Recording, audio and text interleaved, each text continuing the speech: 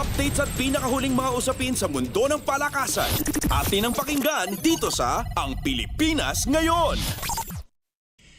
Binuksan ng Chris Cross ang second round sa isang impresibong performance pagkaraang dominahin ang Alpha Insurance 25-10, 25-12 at 25-11 para kunin ang kanilang ika-6 na sunod-sunod na panalo sa 2025 Spikers Turf Open Conference na ginanap sa Inares Sports Arena.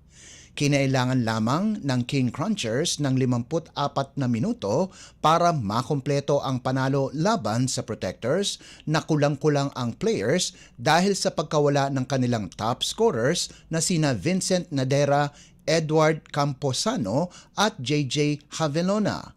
Para sa King Crushers o para sa King Crunchers, ito ay magandang sunod na panalo mula sa kanilang tagumpay laban sa defending champion Signal HT para isara ang first round.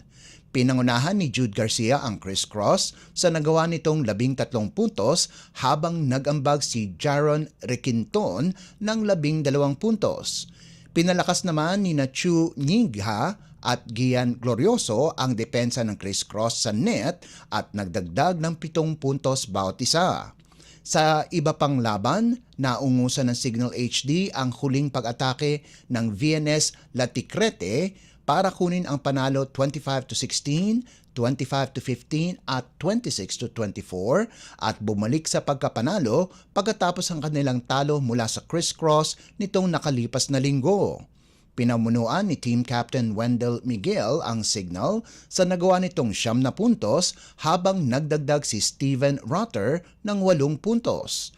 Nakalikom naman ng 7 puntos sina Lloyd Josafat at Louie Ramirez bawat isa habang ang setter na si EJ Casana ay nakagawa ng 3 puntos mula sa blocks at 11 excellent sets. Malaking tulong din ang naibigay ni na Mefana Guaza at Ruvens Abrot lalong-lalo na sa third set kung saan nagtapos sila ng may 7 at 6 na puntos ayon sa pagkakasunod. Dahil sa panalo, napaganda ng Signal ang kanilang panalo sa 5-1 record para kunin ang ikalawang pwesto sa team standings kahit hindi nakapaglaro si veteran spiker Jao Umandal dahil sa hyperextended knee. Samantala, kinuha ng VNS Laticrete ang kanilang ikalawang sunod-sunod na talo para sa 1-5 record. Susubukan ng Signal na ipagpatuloy ang kanilang panalo sa Miyerkules kung saan makatapat nila ang Savoj habang mabigat ang asignatura ng Griffins dahil makakalaban nila ang wala pang talong Chris Cross King Crunchers sa kaparehong araw. Updates at pinakahuling mga usapin sa mundo ng palakasan. Atin ang pakinggan dito sa Ang Pilipinas Ngayon. Ipinakita ng National University kung bakit sila ang kampiyon sa third set ng kanilang laban kontra University of the Philippines para kunin ang panalo 25-13, 25-23 at 25-22 sa UAAP Season 87 Women's Volleyball Tournament na ginanap sa Mall of Asia Arena. Nalusutan ng Lady Bulldogs ang huling rally ng Fighting Maroons para manatiling perpekto ang record sa 5-0 habang ang hosts ngayong season ay kinuha ang kanilang ika-4 na sunod-sunod na pagkatalo para magkaroon ng 2-4 kartada.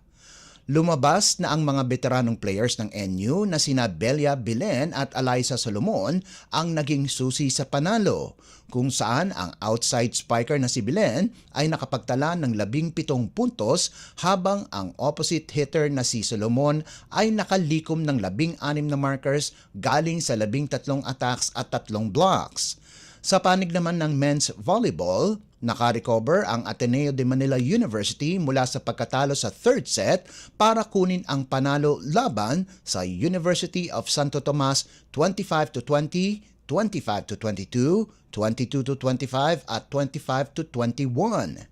Pinangunahan ni Ken Batas ang Blue Eagles sa natipon nitong 21 puntos kasama pa ang 10 excellent receptions habang sina Amil Pasino at Gian Salazon ay nagambag ng 17 at 12 puntos ayon sa pagkakasunod. Pagkalipas naman ng 4 na araw ng hindi paglalaro, naglaro na din si Most Valuable Player Josh Ibanez para sa UST, subalit umasa pa din kina Jan Macam, J-Rock de la Noche at G-Boy De Vega na nakapagtala ng 14, 12 at 11 puntos. Sa naunang laban ng men's volleyball, nakuha ng defending champion National University ang panalo 25-12, 25-15, 15-25 at 25-22 laban sa University of the Philippines sa likuran ng mga veteranong players na sina Buds Budin, Leo Aringo at Leo Ordiales. Lumiyab si Budin para sa kabuang 22 puntos galing sa 17 attacks, 3 service aces at 2 blocks habang sina Aringo at Ordiales ay nagdagdag ng 16 at 14 puntos ayon sa pagkakasunod kung saan naitala ng Bulldogs ang back-to-back wins para sa 4-1 baraha. Updates at pinakahuling mga usapin sa mundo ng palakasan. Atin ang pakinggan dito sa Ang Pilipinas Ngayon. Tuluyan nang nakapasok ng finals ang top-seeded National University Nazareth School pagkaraang tanggalan ng korona ang Adamson University 64-62 sa UAAP Season 87 Boys Basketball Tournament na ginanap sa Phil Oil Eco Oil Center sa San Juan City. Ito na ang ikalawang sunod-sunod na pagpasok ng Bullpups sa finals at ika-11 beses sa loob ng 12 seasons.